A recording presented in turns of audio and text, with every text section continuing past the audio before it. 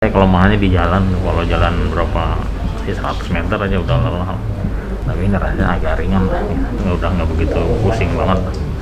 Ya rasa lelahnya ada mulai ini, tadi kan agak ngilu banget ya. Salam sembuh bersama saya Dr. Jim.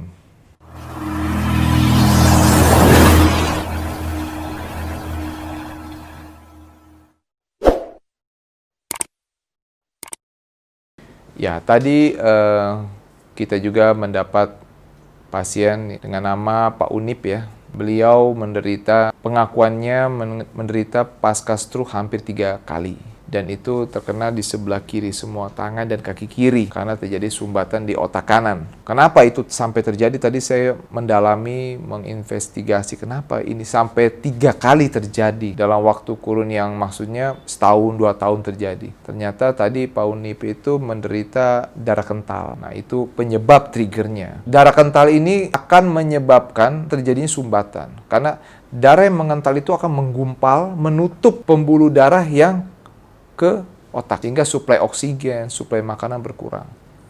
Kepada Pak Unip, kita melakukan tindakan bekam untuk mengeluarkan darah yang sedikit menggumpal. Juga kita melakukan teknik menstimulasi saraf-saraf di ujung jari kaki dan tangan yang pasca stroke ya. Jadi dengan akupuntur itu kan timbul rasa nyeri. Kalau dalam ilmu kedokteran Cina dibilang teci yang kuat, sehingga bisa merangsang saraf yang lemah.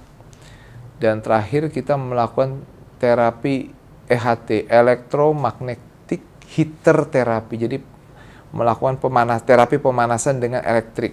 Supaya apa? Supaya kalau kita memberikan terapi panas, supaya membuka aliran darah. Jadi terjadinya vasodilatasi.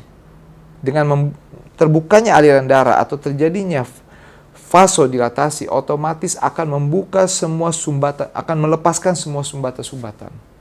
Tadi dengan panas. Makanya terapi panas itu sangat baik untuk penderita-penderita yang mengalami sumbatan-sumbatan di pembuluh darah. Penyebab dari darah mengental dari Pak Unip ini adalah beliau itu dalam pengakuannya jarang melakukan aktivitas yang berat.